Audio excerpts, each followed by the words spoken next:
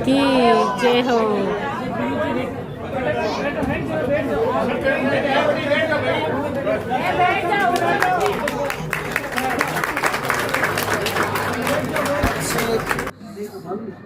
बारह 13,000 किलोमीटर दूर वहाँ के और यहाँ के समय में भयंकर अंतर है। बुढ़ापे को हमारा शरीर है।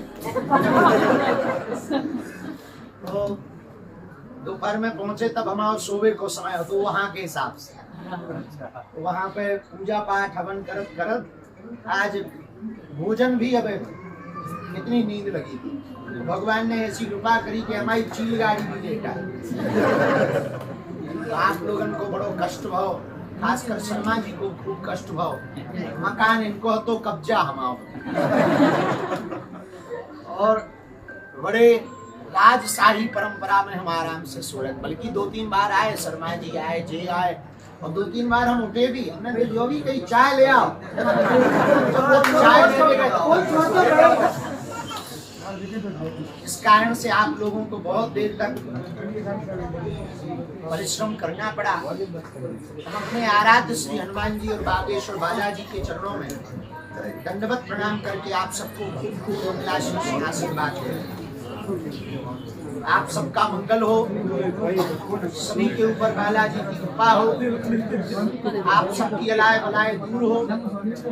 जो मन में मनोभाव लेकर, विषय लेकर, जिज्ञासा लेकर, प्रेरणा लेकर आप विराजमान हो, हम अपने आराध्य के चरणों में प्रार्थना करते हैं सन्यासी बाबा ऐसी कृपा करवें आप सबके मनोरथ हो।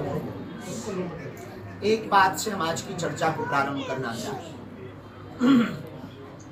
हमारे गुरु अक्सर एक बात कहा करते थे, जब हम उनकी सेवा में रहते थे तब वो कहते थे, क्या तुमने वो पाया जिसको पाने के बाद कुछ पाया नहीं जाता।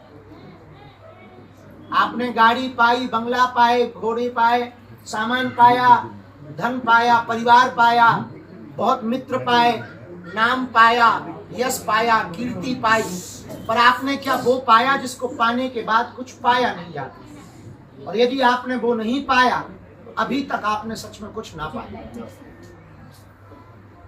जिंदगी में जब तक आपने वो प्राप्त नहीं कर लिया जिसको प्राप्त करने के बाद आपने कभी देखा होगा साधुओं के पास जो वीतराग होते हैं, बड़े फक्कड़ होते हैं, हाथ में कुछ ना होता है और चाल ऐसी चलते हैं जैसे कोई सम्राट चला जा रहा, बातें ऐसी बोलते हैं जैसे कोई महापुरुष बोल रहा हो, और बैठक ऐसी बैठते हैं जैसे कोई शहंशाह बैठा हो। तो क्या पा लेते हैं, या तो वो दिमाग से सटक जाते हैं या उनका दिमाग ठीक हो जाता है।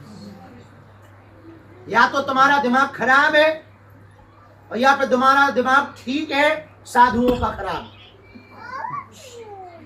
यदि आप अपनी जिंदगी में इस बात को समझ लेंगे तो हमें लगता है जिंदगी में हर पल प्रसन्नता को पा भी लेंगे, और आप वो भी पा लेंगे जिसको पाने के बाद कुछ पाया नहीं जाता। और जिंदगी में सब कुछ पा लेने के बाद सिकंदर महान जब अपने देश वापस लौट करके गया, तब उसने मरने के पहले अपनी इच्छा में यही लिखा कि मेरी जब मौत हो और मैं जब अर्थी पर लिटाया जाऊं तो जिस शमशानी यात्रा मेरी निकाली जाए तो मेरे हाथ जरूर बाहर निकाले। और उसने कहा कि एक बात और, हाथ तो बाहर निकाले जाएं, जिन डॉक्टरों की दम पर मैं इतने साल तक जिंदा रहा उनको कंधों पर लगाया जाए, वो कंधे दें। तो किसी ने पूछा कि ऐसा क्यों तुम करना चाहते हो? तब सिकंदर महान ने कहा कि मैं इसलिए ऐसा करना चाहता हूं कि दुनिया को पता लगे कि कितनी भी अकूत धन दौलत प्राप्त कर लो, कितनी भी शोहरत प्राप्त कर लो, कितनी भी उपलब्धि प्राप्त कर लो, अंत समय कुछ हाथ जाता ही नहीं। ये बात तो तुम भी जानते हो और हमसे ज्यादा जानते, फिर भी उसी काम में लगे हो जो काम में लगे रहना चाहिए। हम आपको सिर्फ इतना कहना चाह रहे हैं कि आप व्यापार नहीं छोड़ेंगे, आप बैरागी नहीं बनेंगे, बस एक काम कर लें तो शायद जिंदगी में तुम आनंद पा जाओगे। अब वो बहुत सरल और सस्ता सा सूत्र है, तुम्हारे जीवन को बहुत परिवर्तित कर सकता है। बाहर से तुम संसारी रहना, अंदर से सन्यासी हो जाना। बाहर से तुम जगत के रहना और अंदर से जगदीश के हो जाना। बाहर से तुम साधनों के रहना पर अंदर से साधना के हो जाना। यूं कहें हमारे सिद्धांत में, हमारा एक निजी सिद्धांत है, हम अक्सर अपने लोगों को, चेलों को बोलते हैं, आओ तो वेलकम, ना आओ तो मिल गया तो धन्यवाद, ना मिला तो डबल धन्यवाद। कबीर कहते हैं भला हुआ मेरी मटकी फूटी।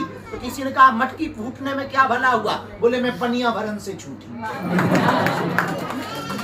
फिर कबीर कहते हैं भला हुआ मेरी माला टूटी। तो किसी ने कहा माला टूटना तो अब सब में, पर कबीर कहते हैं कि मैं भजन करन से छूटी। मिल गया तो भगवान की कृपा, ना मिले और भगवान की कृपा के वो हमें झंझटों में रखना ही नहीं चाहिए।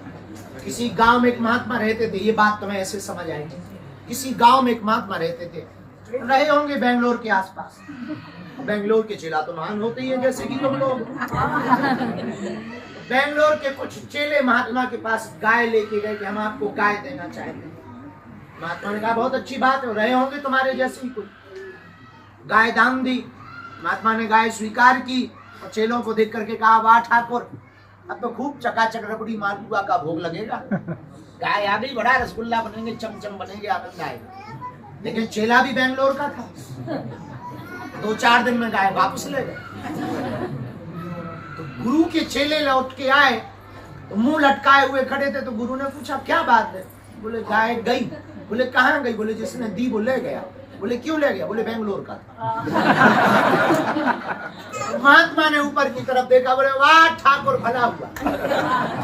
तो गुरु के चेलों का दिमाग खराब हुआ कि भाई जब गाय आई थी तब आपने ठीक कहा था कि भला हुआ, गाय आई है, दूध मिलेगा, ठाकुर को रबड़ी मालपुआ का भोग लगेगा, खीर, पर चली गई, इसमें क्या भला हुआ?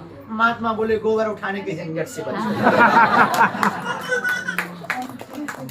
इसको कहते हैं